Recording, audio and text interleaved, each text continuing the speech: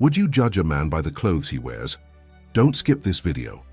3 executives laughed at a simple man sitting in front of a mall, but what they didn't know was that this country bumpkin was one of the most powerful men in American agribusiness. Days later, one of them discovered he had humiliated his own father-in-law, and what came next was a lesson that changed his life forever. Subscribe now to the channel and discover how true wealth can be found where no one sees, in humility, work, and the dignity of those who never forget their roots. The sun beat down on Fifth Avenue as Tyler, Brandon, and Philip stepped out of a convertible BMW in front of the Galleria Mall. The 3 executives wore impeccable Italian suits, designer sunglasses, and arrogant smiles stamped on their artificially tanned faces. They had barely turned 30, but already held important positions in renowned companies, more an inheritance of their family names and connections than their own merit. "Look who decided to visit the big city," Tyler commented loudly, discreetly, pointing to a man sitting on a bench near the mall entrance. The man in question completely stood out from the luxurious environment. He wore a worn plaid shirt, faded jeans, and a straw hat that had seen better days. His calloused hands held a simple natural fiber bag. The cracked leather boots completed the figure who, to any observer, resembled a typical rural worker lost in the metropolis. "Must have gotten off the chicken truck early this morning," Philip provoked, causing laughter among his companions. "What's he doing here? Got lost on the way to the bus station?" Brandon, the most daring of the 3, decided they needed some entertainment before the business meeting they would have in an hour. He approached the man, followed by his friends. Hans sat next to him on the bench. "Hey there, mister. Come to see the big city?" he asked in a falsely friendly tone. The man, who must have been in his 60s, turned slowly. His face, marked by the sun and time, showed no discomfort. His eyes, however, had a disconcerting intensity. "I come here often," he replied simply, with an accent from rural Texas. This only fueled the mockery of the young men, who began to ask increasingly provocative questions, asking if he had money to enter the mall, if he knew what air conditioning was, if he was looking for a job as a doorman. The man just observed, responding with monosyllables when necessary, without showing offense or irritation.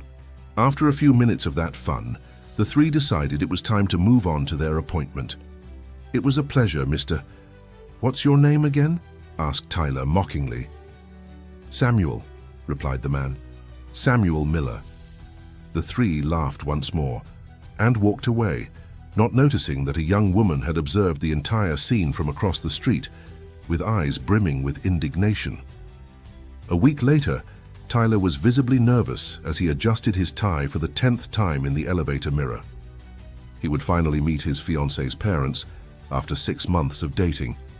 She was a renowned architect, specializing in sustainable projects, and although she never talked much about her family, she made it clear they had different values from what he was used to. The restaurant chosen for lunch was elegant but discreet. When he arrived, Gabriel was already waiting for him at the table, accompanied by a kind-looking lady and a man with his back to the entrance. "Honey, finally!" exclaimed Gabriel upon seeing him. "Come meet my parents." As he approached the table, Tyler felt the blood freeze in his veins. The man who turned to greet him was the same one he and his friends had humiliated days before in front of the mall. Samuel Miller, with the same penetrating gaze, now wore simple but clean and well-pressed clothes. "This is my father," Gabriel introduced with evident pride. "The best man I know." Samuel extended his calloused hand for a shake, without any sign of recognition. Tyler, however, could barely breathe.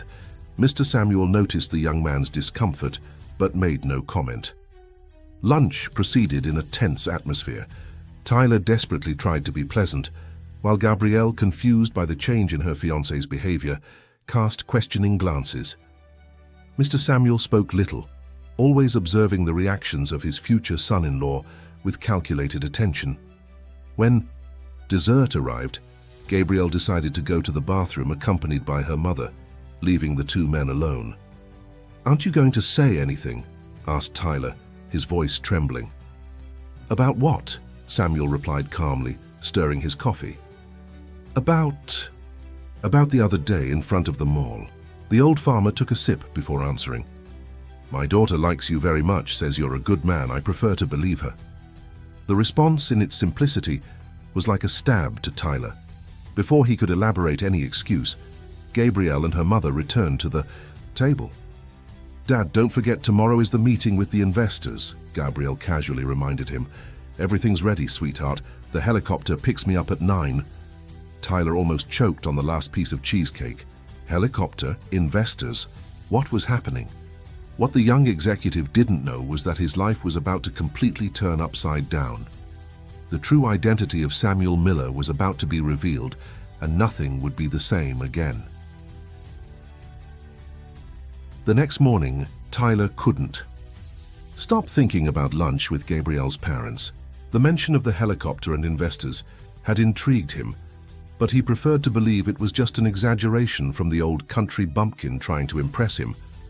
After all, how could a man with that appearance, those calloused hands, and that rural accent have important business? While having breakfast on the terrace of his luxury apartment in Riverside Heights, he received a message from Brandon inviting him to lunch at the rooftop of the Galleria Mall. Philip will be there too. We need to discuss that proposal from the developer, the message said. Tyler promptly accepted. He needed a distraction, and besides, he wanted to tell his friends about the strange coincidence of his future father-in-law being precisely the man they had ridiculed. Surely they would all laugh at the situation. The old man was probably just a country father trying to seem important to impress his big city son-in-law. At noon, the three friends met at the luxurious restaurant with a panoramic view of the city. Philip was already on his third glass of imported wine when Tyler arrived. So, met the in-laws. What's your sustainable architect's family like? Philip asked with a mocking smile. Tyler hesitated for a moment. You won't believe it. Remember that old country bumpkin we met here in front of the mall last week? That's my father-in-law. The silence that followed was broken by explosive laughter from his two friends. Brandon even spilled some wine on his Italian linen shirt. You're kidding, the old man with the straw hat? The one who looked like he just came off the farm? Exclaimed Brandon between laughs. The very same, confirmed Tyler, also laughing, although something inside made him feel uncomfortable about the situation. And you don't know the best part.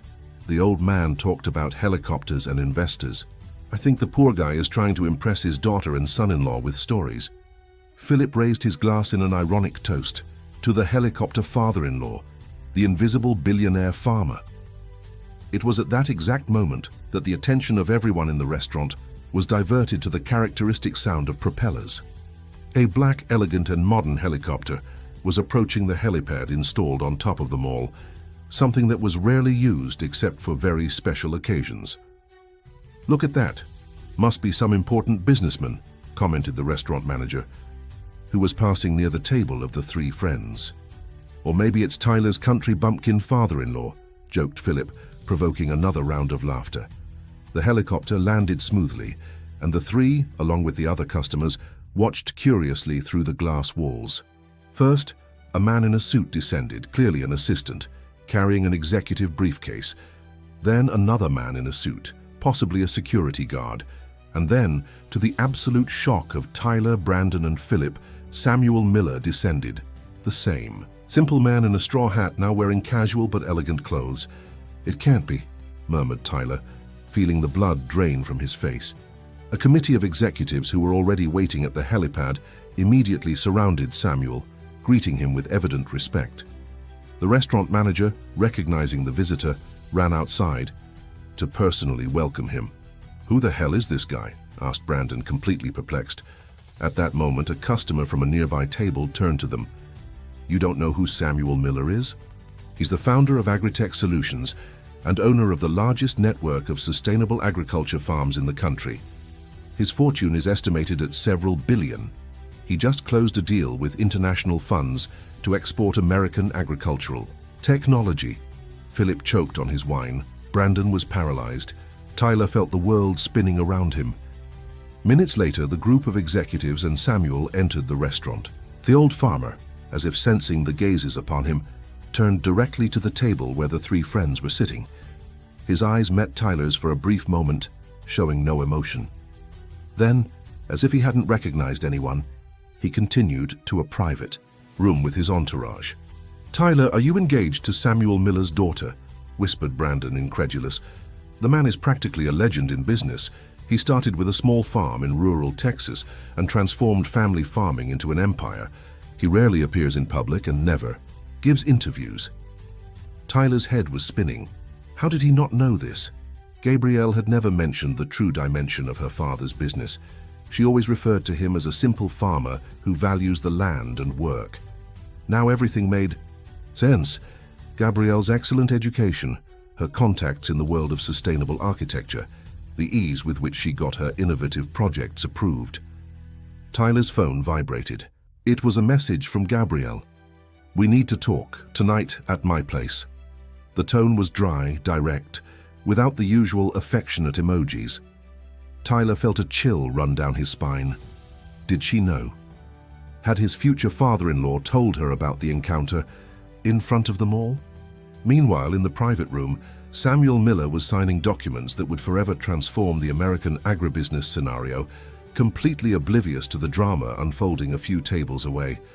Or at least that's how it seemed. Night was falling over the city when Tyler parked his car in front of the elegant building where Gabrielle lived, in the Garden District.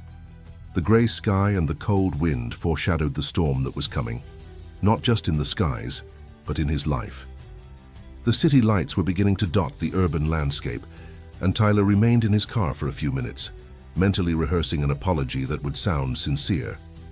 Throughout the day, after the shock of seeing Samuel Miller being received like a celebrity at the Galleria Mall, he had frantically researched the man he had until then judged to be just a simple country bumpkin. What he discovered left him even more stunned. Samuel was a legend in American agribusiness, revered by both small farmers and big businessmen. He had created an empire based on sustainable technology on his own after his wife's departure, who couldn't bear the hard life on the farm. He had started with a small irrigation system he invented to save water on his property during a severe drought.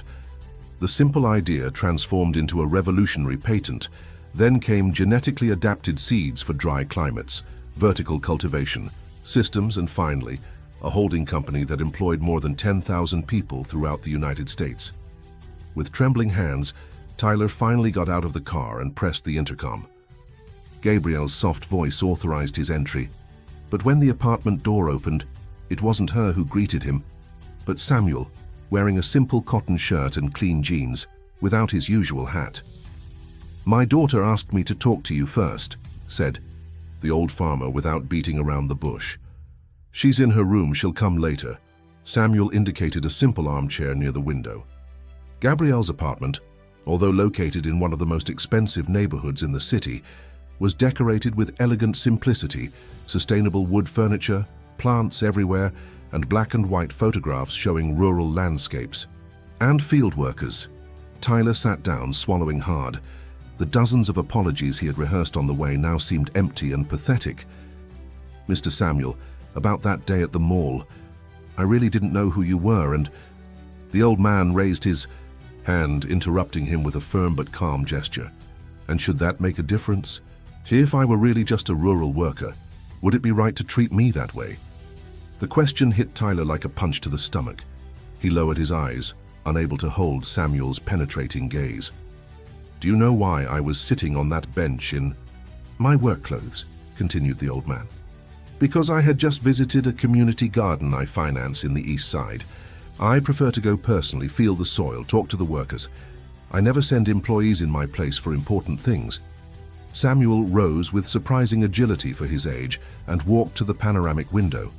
For a few moments he contemplated the illuminated city, a concrete forest so different from the green fields where he had grown up.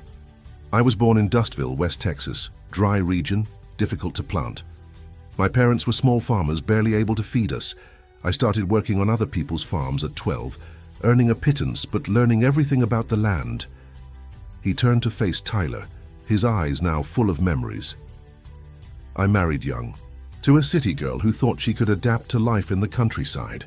We had 3 children, but when Gabrielle, the youngest, was only 5, my wife couldn't take it anymore.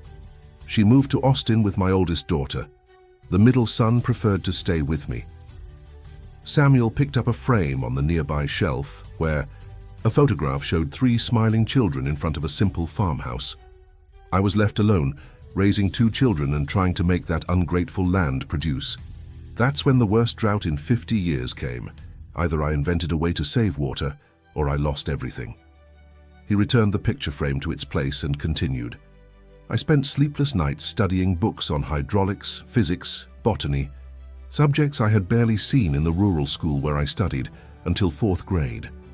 I developed a simple system with cheap materials that reduced water consumption by 70%. The neighbors started to copy it, then people came from other cities. A professor from the Department of Agriculture saw the system, insisted that I patent it. Tyler listened in silence, fascinated and ashamed at the same time. Suddenly, at 40, I found myself with money for the first time in my life. I could have abandoned the farm, bought a mansion in the capital, imported cars, but I decided to invest in research. I hired agronomists, engineers, biologists. We developed seeds adapted to drought, more efficient cultivation techniques. One thing led to another. Samuel sighed deeply before continuing. Today, Agritech Solutions is worth billions. We have subsidiaries in 15 countries.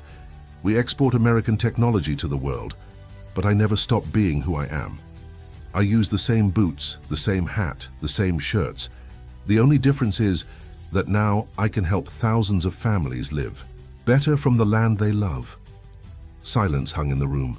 Tyler felt tiny before this man and his extraordinary story. When you and your friends laughed at me that day, I wasn't offended, young man. I'm used to people who judge by appearances. What saddened me was discovering that my daughter chose someone like that to share her life. At that moment, the bedroom door opened and Gabrielle entered. She wore simple clothes, jeans and a t-shirt, but there was a natural elegance in her posture. Her eyes were red, but her expression was firm, determined. "Dad, thank you for starting the conversation," she said, lovingly kissing the old man's face.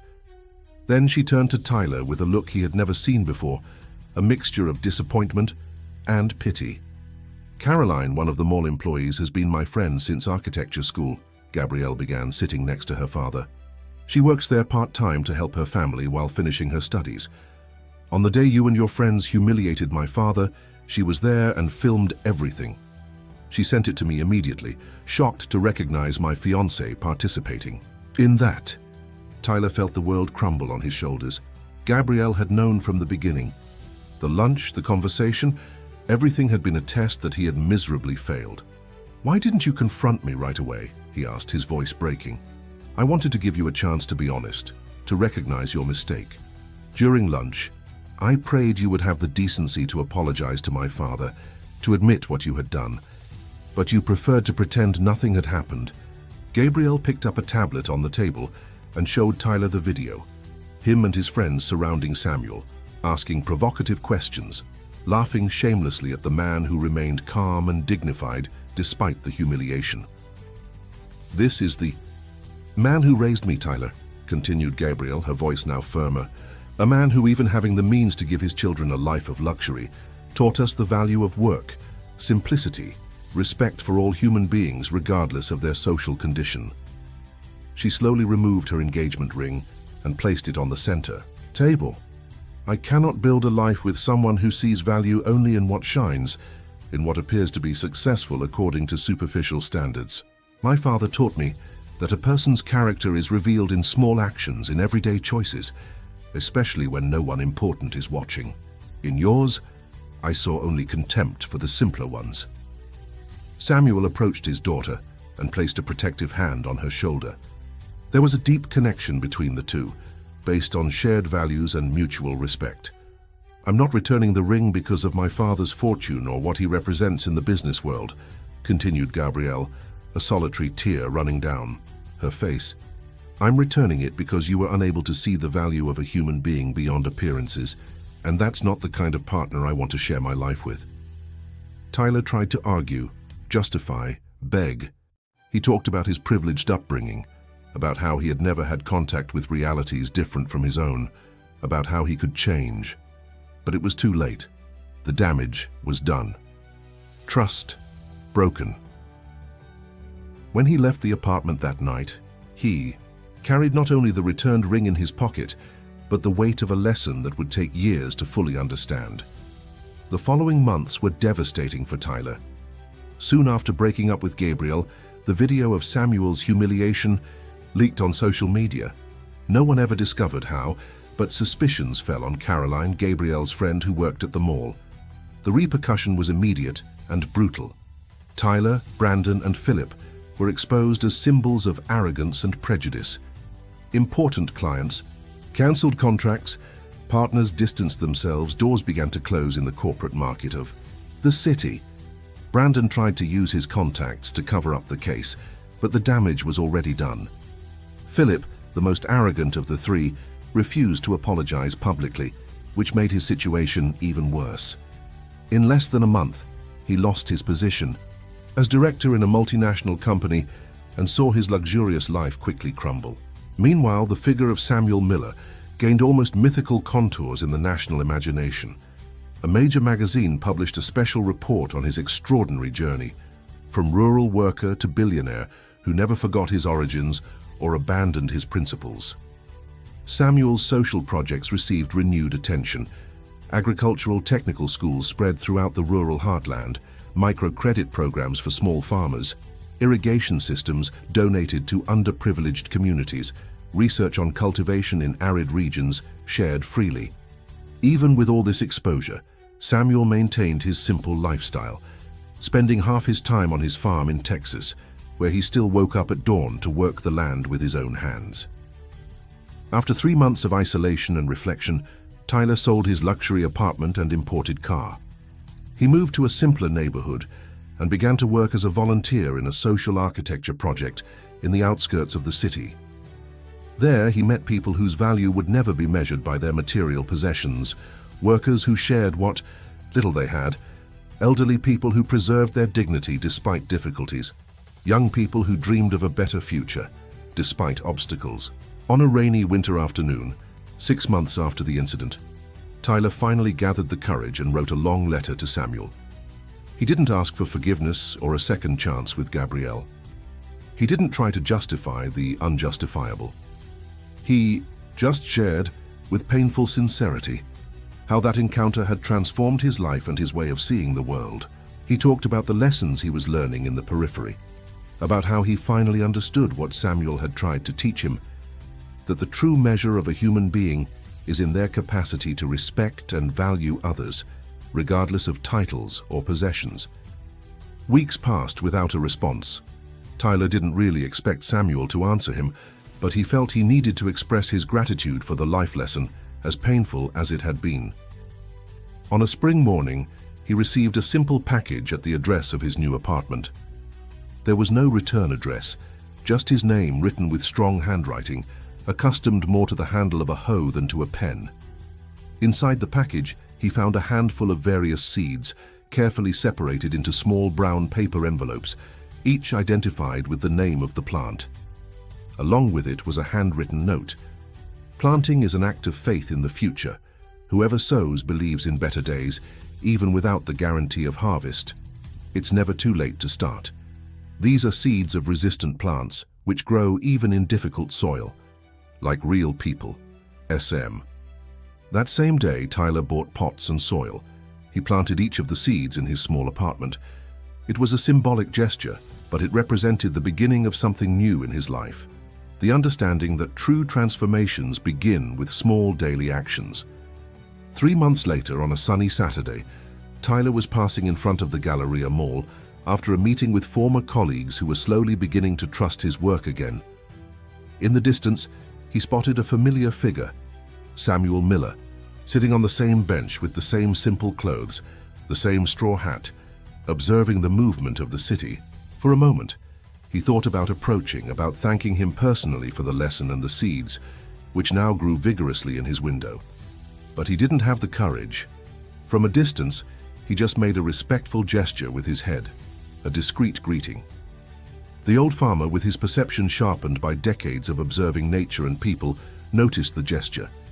He responded with a slight nod, His penetrating eyes, always attentive, seem to say that true wealth lies in recognizing the value in simple things, in ordinary people, in the humility of honest work. And at that moment, under the sun that illuminated rich and poor, powerful and humble alike, Tyler finally understood the greatest lesson that Samuel Miller had tried to teach. The value of a human being is never in appearances or possessions, but in the deep roots that sustain his character, and in the harvest of gestures he sows along the way. Dear listeners, we hope that Tyler's transformation journey and Samuel Miller's wisdom have touched your hearts. To continue this emotional journey through stories that make us reflect on life, we've prepared a special playlist with equally captivating narratives that explore the essence of the human being beyond appearances. Find it here, clicking to your left. If this story of the billionaire farmer who maintained his values despite material wealth resonated with you, don't forget to subscribe to our channel and give a like to the video. Your comments about the lessons Samuel taught Tyler are very important to us. After all, how many times have we judged someone just by appearance?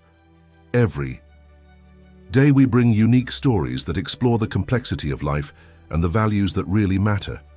As Mr. Samuel would say, the true shine is not in gold, but in the eyes of those who learn to see beyond appearances. Don't miss our next content. We look forward to seeing you in the comments.